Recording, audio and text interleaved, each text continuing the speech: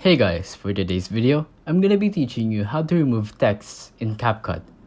With this tutorial, you're gonna be able to cut out watermarks or unnecessary text and phrases. So, just open CapCut and make sure that you already have the video loaded in that has the text in it.